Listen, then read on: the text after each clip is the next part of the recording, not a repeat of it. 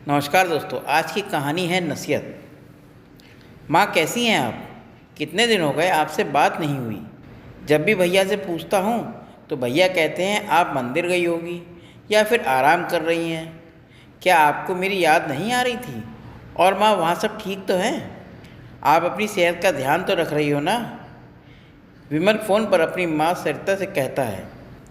सरिता जी बोली, जीते रहो मेरे लाल, ईश्वर तुम्हें मेरी भी उम्र दे दे। तुम तो मेरे लायक बेटे हो और माँ को तो बस बच्चों के सुख से मतलब होता है।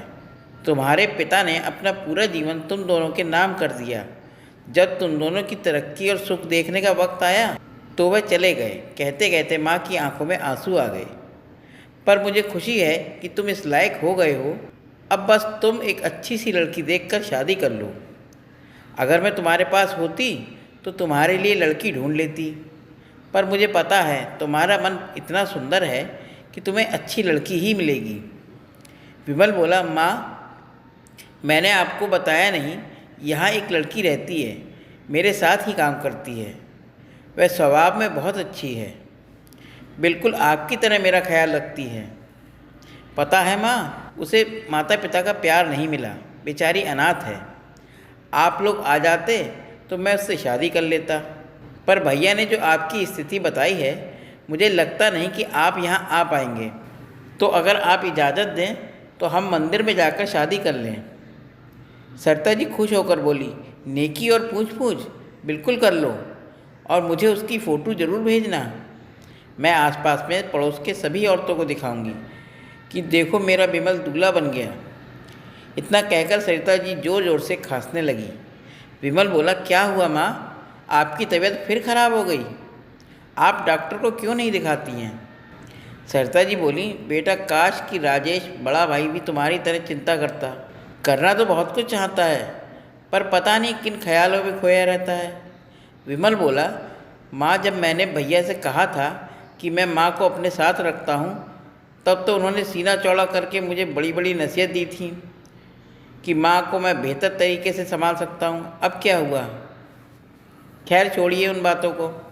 मैं आज ही भैया को पैसे भेजता हूँ। मैं तो पहले भी आपके लिए भैया को पैसे भेजता रहा हूँ, क्या आपको बताया नहीं?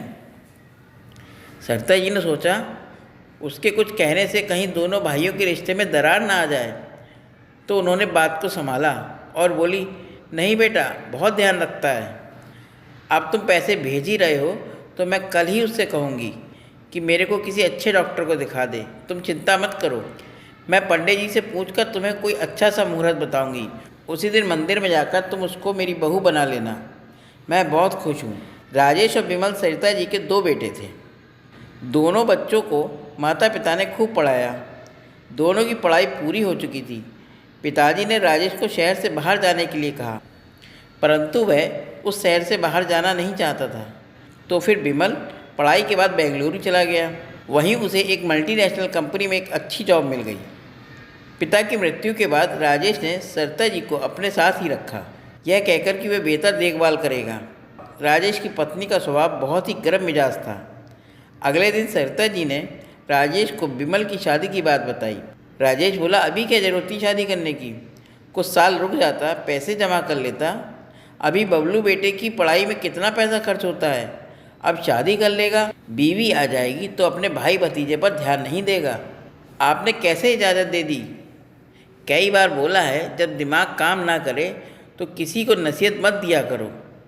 सरिता जी बोली, बेटा पिछले 3 साल से वह मेरा और कुछ हद तक इस घर का बोझ उठा रहा है। आखिर अपनी ज़िंदगी कब शुरू करेगा? जबकि तुम्हें ना तो घर का किराया देना होता है, ना अनाज पानी पर कुछ खर्च होता है। फिर भी तुम अपने भाई के लिए ऐसी बातें कर रहे हो। सरिता जी ने राजेश से फ़ोन मांगा, फिर पंडित जी को बेटे की बात बताई। पंडित जी की दी हुई तारीख पर माँ के कहने के अनुसार उसने शादी कर ली। एक रोज़ सरिता जी की तबीयत बहुत ख़राब हो गई। सरिता जी बोली, बेटा राजेश, मैंने विमल से कहा था तो उसने कहा था अगले दिन तुम्हें पैसे भेज देगा। क्या उसने पैसे भेजे? राजेश सकपकाया, फिर बोला, हाँ भेज दिए हैं, बस 20,000 भेजे हैं। आपको तो लग रहा होगा जैसे आपके बेटे ने 2 लाख भेज दिए हैं। क्यों, आपको हिसाब लेना है? सरिता जी बोली, बेटा मैं तो इसलिए कह रही थी कि मुझे किसी अच्छे डॉक्टर को दिखा दो। मेरी खांसी ख़त्म नहीं हो रही है, ऐसा ना हो कि कोई और बीमारी हो जाए।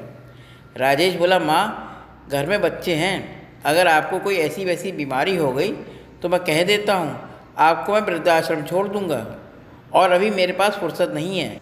अब जब फुर्सत होगी मैं आपको डॉक्टर को दिखा दूँगा। इतना कहकर वह चला गया। थोड़ी देर बाद शाम हो गई। राजेश की पत्नी सोनी सरिता जी को फीकी चाय देते हुए बोली, माँ जी चाय थोड़ा कम पिया करो, चीनी बहुत महंगी हो गई है। सरिता जी बोली, बहू तुम चिंता मत करो, मुझे चीनी की बीमारी नहीं है, और चाय में थोड़ा अदरक डाल देती तो शायद मेरी खांसी ठीक हो जाती। राजेश के पास तो वक्त नहीं है, क्या तुम मुझे डॉक्टर के पास ले चलोगी? सोनी बोली, माँ जी आपको क्या लगता है मैं घर पे बैठी रहती हूँ? अरे नौकरों के पीछे भी लगना पड़ता है, तब जाकर वह काम करते हैं। आपकी तरह मैं पूरे दिन बिस्तर नहीं तोड़ती हूँ। और तबीयत खराब है तो आप अपने बेटे से कहिए, मैंने आपकी जिम्मेदारी नहीं ली है। इतना कहकर वह चली गई। न जाने क्यों बच्चे जब बड़े हो जाते हैं तो माँ बाप को नसीहत देते हैं, पर ये भूल जाते हैं कि इस माँ बाप ने उन्हें पाल पोस कर इस लायक बनाया है। सरिता जी बेटे का इंतज़ार कर रही थी। बेटा देर रात तक लौटा तो माँ का मन नहीं किया उसे परेशान करने का। बेचारी बिना खाए फिर चुपचाप सो गई। समय धीरे धीरे बीतने लगा। विमल और ऋचा अपनी गृहस्थी बसाने लगे। ऋचा समझदार और कोमल हृदय की लड़की थी। वह हर दिन समय निकालकर सरिता जी से बात करती थी और अक्सर कहती, मम्मी जी यहाँ भी कोई नहीं रहता, आप हमारे साथ आकर क्यों नहीं रहती हैं? मुझे भी माँ का प्यार मिल जाएगा। माँ जब भी बड़े बेटे और बहू से छोटे बेटे के पास जाने की बात करती तो वह कभी बच्चों का तो कभी समाज का वास्ता देकर उन्हें नसीहत दिया करते थे और रोक लेते थे। और बेचारी माँ हर बार ऋचा को बहला फुसलाकर मना कर देती थी। धीरे धीरे समय बहुत बीत गया। विमल की कंपनी का इतना काम उसे मिलने लगा कि वह और ऋचा माँ से मिलने नहीं आ पा रहे थे। सरिता जी की तबीयत दिनों दिन बिगड़ती जा रही थी। जब भी वह डॉक्टर की बात करती तो बेटा फार्मेसी से कोई सिरप लाकर दे देता, तो कभी बहू अदरक कूटकर मुंह में रख देती। विमल को माँ की खांसी सुनाई देती तो वह वहाँ से पैसे भेजता और वह पैसे भाई हजम कर लेता। समय बीता। विमल के एक मित्र की शादी भोपाल में थी। यह जानकर विमल और ऋचा बहुत खुश हुए। विमल बोला, यह अच्छा मौका है माँ से मिलने का।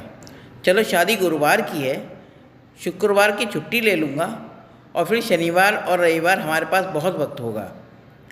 माँ हमें देखकर खुश हो जाएगी। ऋचा बोली, तो मैं भाभी को खबर दे देती हूँ। विमल बोला, नहीं नहीं, अभी किसी को नहीं बताएंगे, उन्हें सरप्राइज़ देंगे। यही सोचकर दोनों तैयारी करने लगे। करीब एक हफ्ते बाद विमल और ऋचा भोपाल शादी में पहुँचे। शादी खत्म होते होते सुबह हो गई। विमल और ऋचा घर के लिए रवाना हुए। सुबह के 6 बजे थे। दोनों ने दरवाजे पर दस्तक दी। राजेश ने दरवाज़ा खोला। विमल को सामने देखकर हैरान रह गया। विमल, तुम अचानक, क्या हुआ? तुमने खबर भी नहीं दी?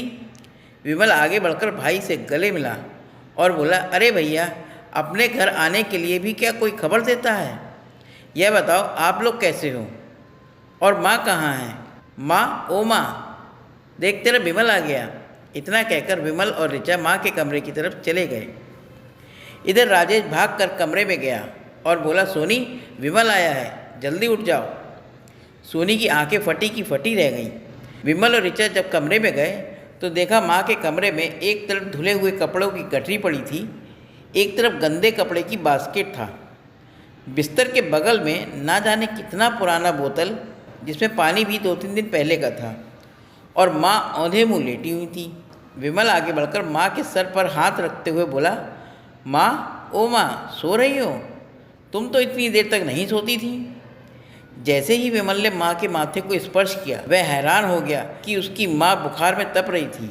जैसे माँ बेटे की आवाज़ से उठी, उसे गले से लगाया और अपने आंचल से मुंह को दबाकर खांसने लगी। सरिता जी को इतनी खांसी हो रही थी कि वह अपने बेटे से बात तक नहीं कर पा रही थी। यह देखकर बेटा बहू बहुत हैरान थे।